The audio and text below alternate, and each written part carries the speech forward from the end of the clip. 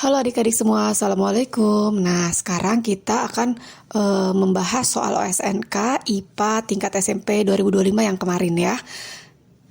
Kita langsung saja ke soal nomor 1.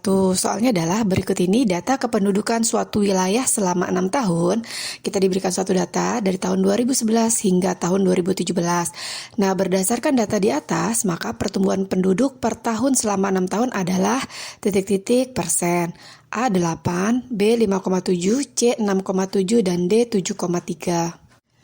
Soal ini itu bisa menggunakan rumus pertumbuhan rata-rata, yaitu R sama dengan akar pangkat N dari penduduk akhir. Penduduk akhir itu dilambangkan dengan PN dibagi dengan penduduk awal atau P0 ya, dikurangi 1 kemudian dikali 100%. Oke, kita masukkan data-data yang diberikan ya. R sama dengan akar pangkat 6. Nah, 6 ini adalah jumlah tahun.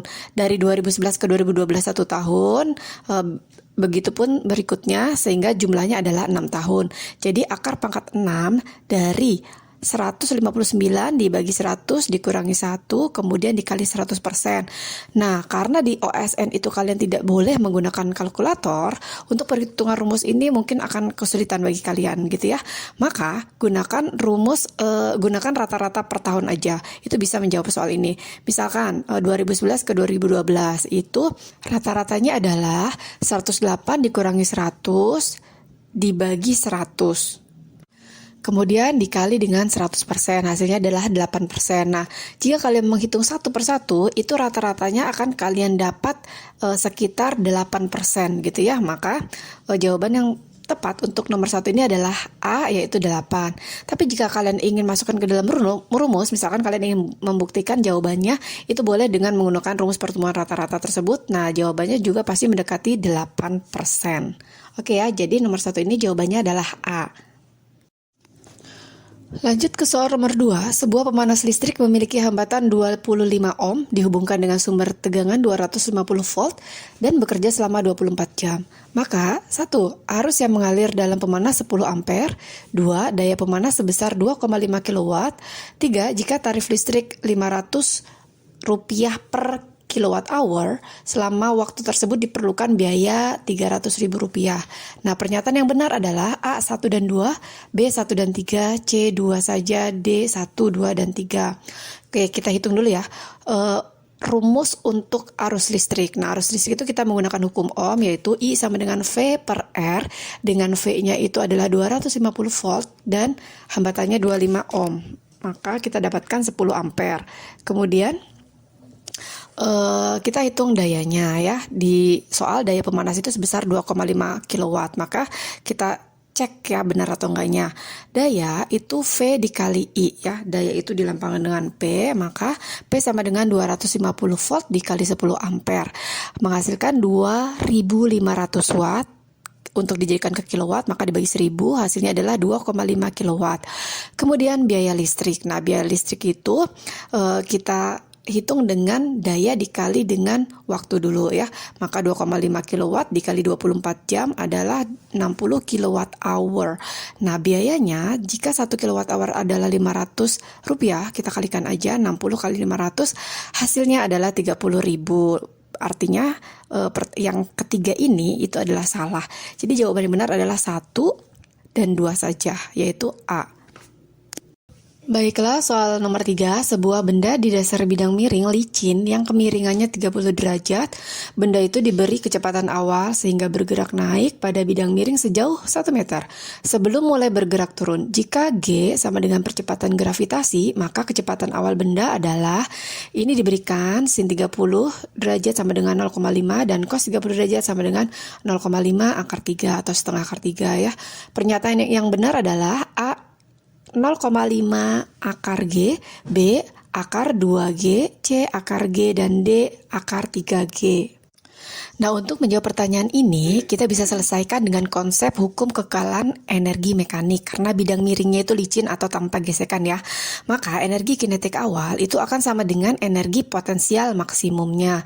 Setengah mv kuadrat sama dengan mgh. Nah, ini kan di kedua ruas itu ada M, maka atau massa ya, bisa dicoret karena ada di kedua sisi. Sehingga diperoleh setengah V kuadrat sama dengan GH. Nah, untuk H-nya sendiri kita dapatkan dari rumus trigonometri gitu ya. Bidang miring itu di sini S yaitu 1 meter, kemudian H itu ketinggian. Maka jika sin theta sama dengan H per S, maka H-nya sama dengan S dikali sin theta atau 1 dikali sin 30 derajat. Diketahui di soal sin 30 derajat adalah 0,5, maka hasilnya adalah 0,5 meter. Kita masukkan ke rumus V sama dengan akar 2 dikali G dikali 0,5. Nah, kita dapatkan kecepatan awal bendanya adalah akar G. Maka jawaban yang benar adalah C akar G. Selanjutnya di soal nomor 4, seseorang mempunyai jarak baca dengan jelas pada 50 cm, jarak baca normal adalah 30 cm.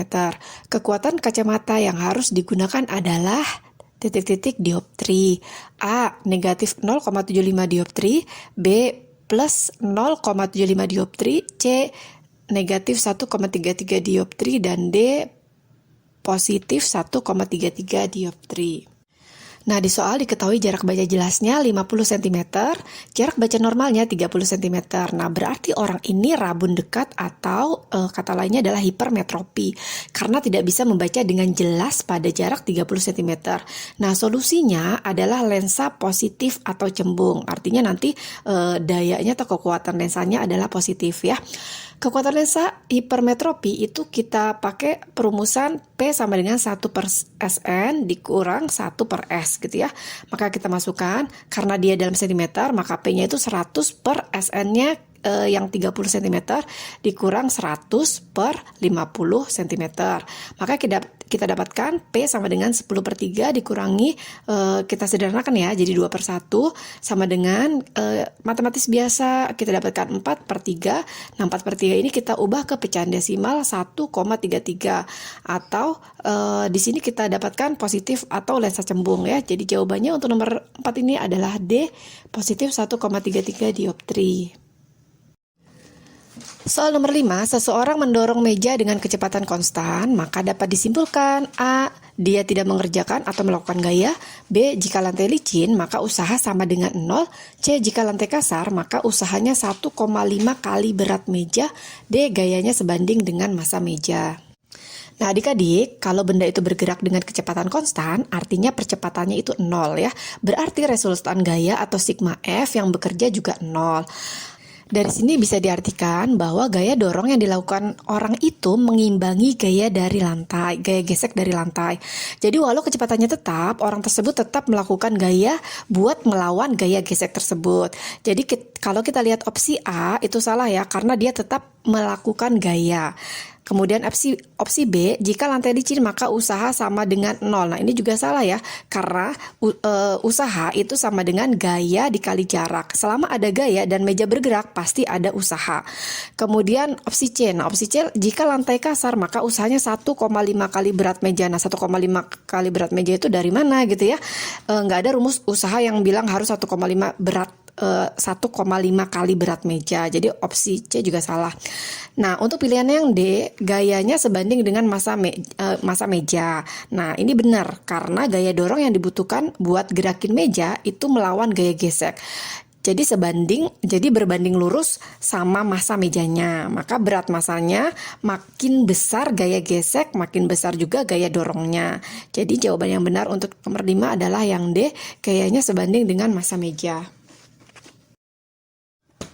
Soal nomor 6, pada suhu 0 derajat Celcius dan tekanan 1 atmosfer, 500 gram air dicampurkan dengan 500 gram es dalam sebuah wadah.